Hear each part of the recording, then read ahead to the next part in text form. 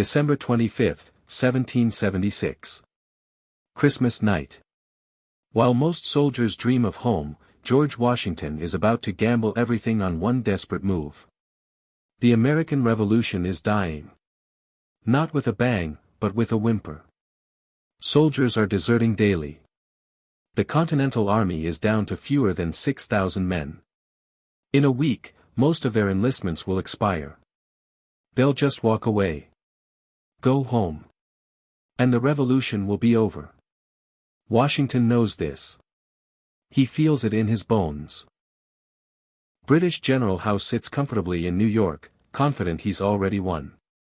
The rebels are finished. Come spring, he'll mop up whatever's left.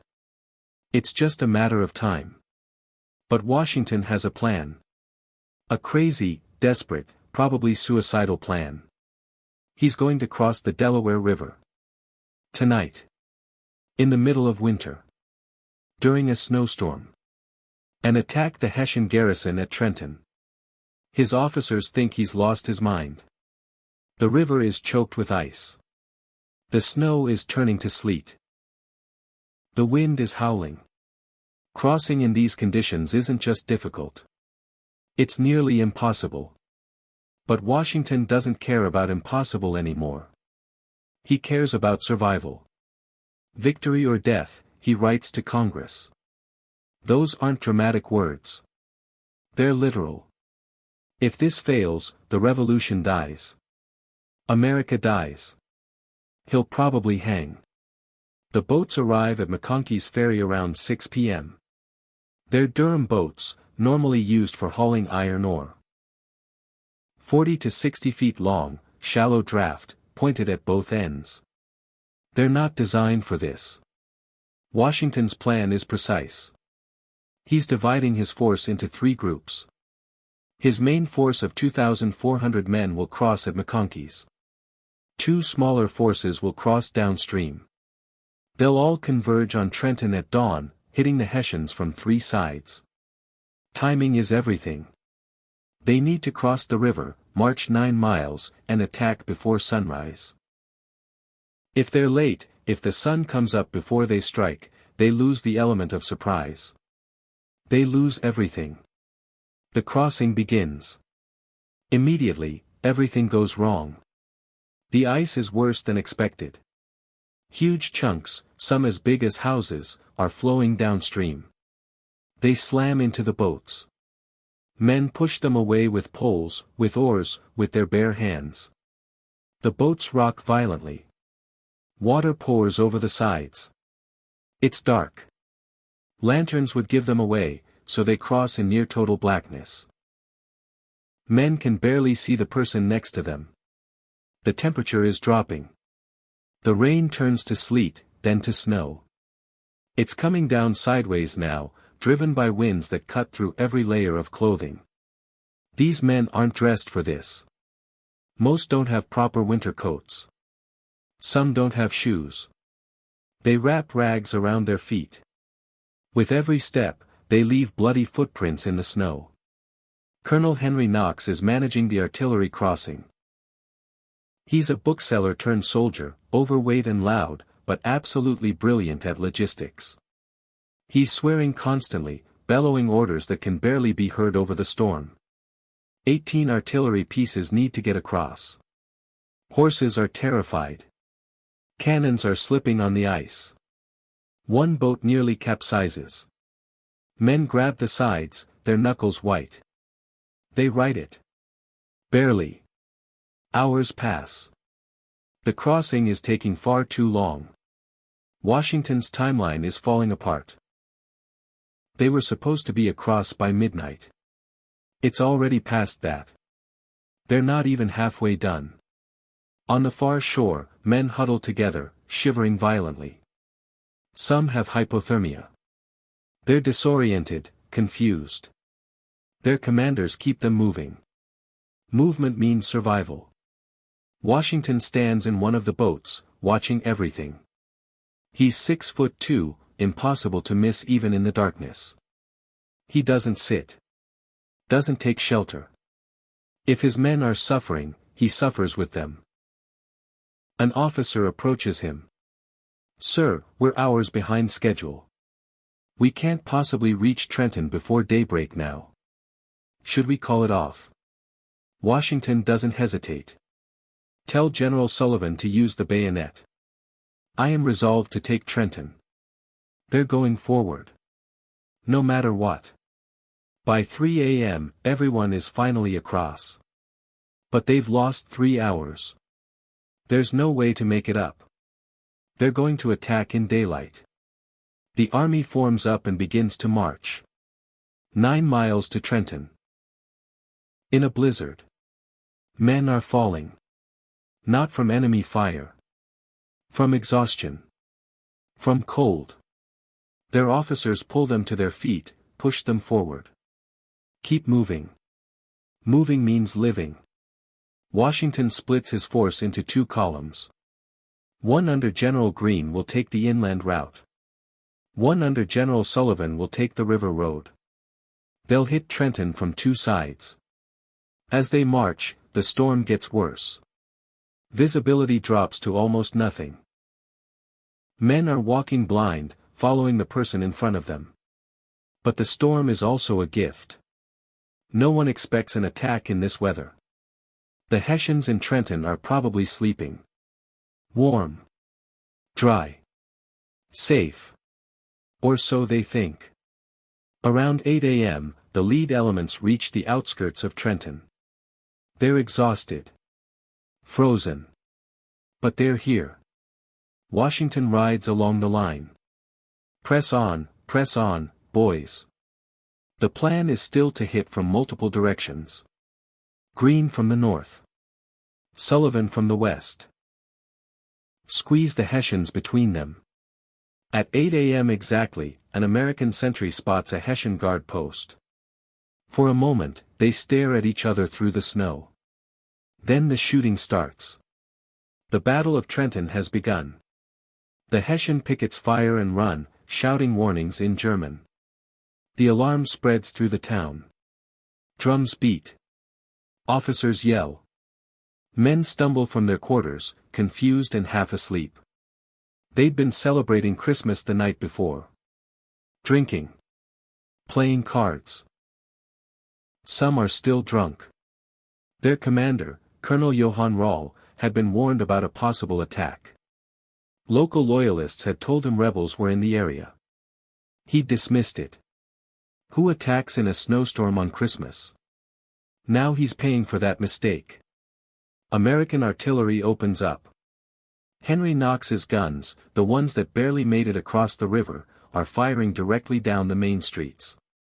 Cannonballs tear through buildings. The Hessians try to form up, but they're being hit from 2 directions. Rall tries to organize a counterattack. He's a veteran soldier, brave to the point of recklessness. He leads his men forward personally. It's a disaster.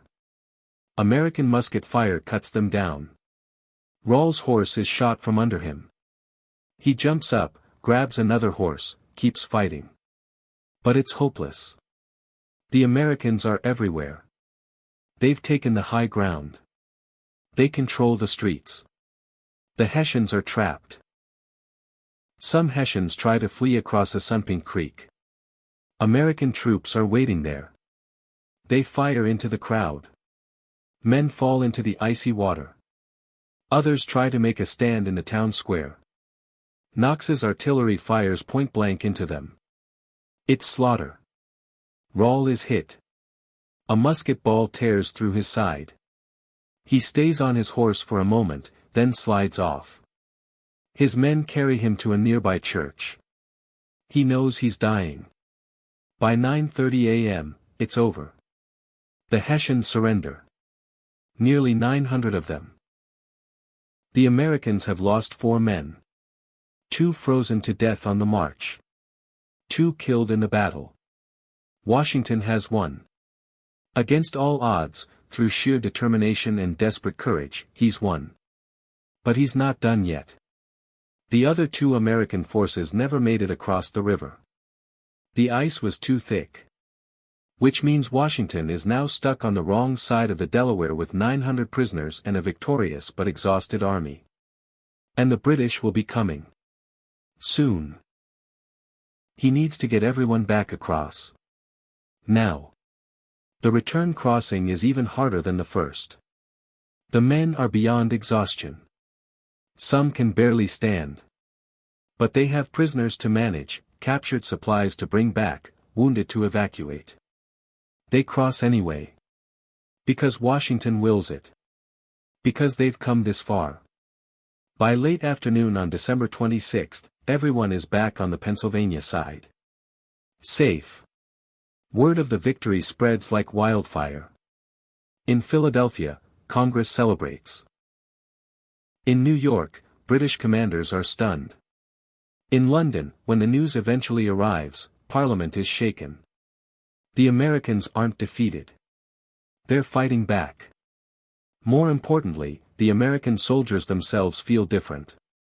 A week ago, they were ready to quit. Now they've beaten professional soldiers. Elite troops. The best Europe has to offer. They've proven something. To the British. To themselves. They can win. Enlistments that were about to expire are renewed. New recruits start arriving. The Continental Army doesn't die that winter. It survives. It grows. Washington isn't done. A week later, on January 2nd, he crosses the Delaware again. This time he attacks Princeton. Another victory. The British abandon their posts across New Jersey and retreat to New York. The territory they'd conquered is lost. All because of one night. One desperate gamble. One impossible river crossing in a Christmas snowstorm. Historians argue about whether this was the turning point of the Revolution. Militarily, Trenton was a small battle. But psychologically, it changed everything. Before Trenton, independence was a dream dying in the snow. After Trenton, it was possible. Real. Worth fighting for. The men who crossed that river left bloody footprints in the snow. They were cold, hungry, scared. Many didn't have shoes. Some couldn't read or write. They weren't professional soldiers. But they believed in something bigger than themselves. And when their commander asked the impossible of them, they did it. That's the real story of crossing the Delaware. Not tactics or strategy. Not military genius or brilliant planning. It's about ordinary people doing extraordinary things. It's about refusing to quit when everything says you should. It's about looking at impossible odds and saying, we're going anyway. Washington understood something that night. Victory doesn't always go to the strongest or the best equipped. Sometimes it goes to whoever refuses to give up. The image we have of that crossing, the famous painting by Emanuel Leutze, shows Washington standing heroically in the boat, looking determined and confident. It's dramatic. Inspiring. Completely inaccurate. The real crossing was chaos. Darkness. Ice. Terror. Men vomiting from seasickness and fear. Boats nearly sinking. The constant possibility of death. But the painting captures something true anyway. The determination. The courage. The moment when everything hung in the balance and a group of desperate men decided to fight. That night changed America forever. Not because of what Washington did, but because of what those soldiers did. They chose to cross the river. They chose to keep fighting. They chose not to give up. Every nation has a founding myth. A moment that defines what it means to be that people.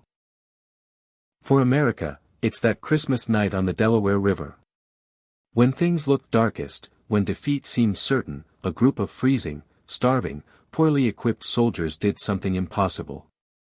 Because their cause mattered more than their comfort. Because freedom was worth dying for.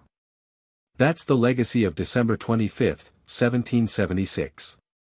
Not just a military victory, but a statement about who Americans would be.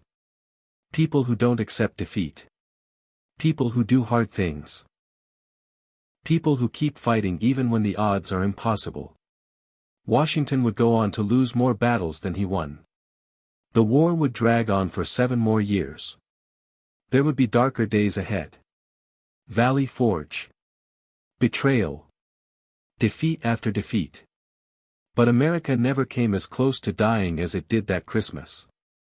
And because a few thousand men crossed an ice-choked river in a snowstorm, because they attacked when any reasonable person would have retreated, the dream survived. Every American soldier who has ever served, every person who has ever fought for this country, stands in the shadow of that night. The standard was set there. Do the hard thing. Don't quit. Victory or death. Washington kept the password from that night for the rest of the war. Victory or death. It wasn't a slogan. It was a choice. The choice those men made on December 25, 1776. They chose victory. And in choosing, they gave birth to a nation. The Delaware River still flows today, cold and indifferent. It doesn't remember. But we do. We remember the night that changed everything. The night America refused to die.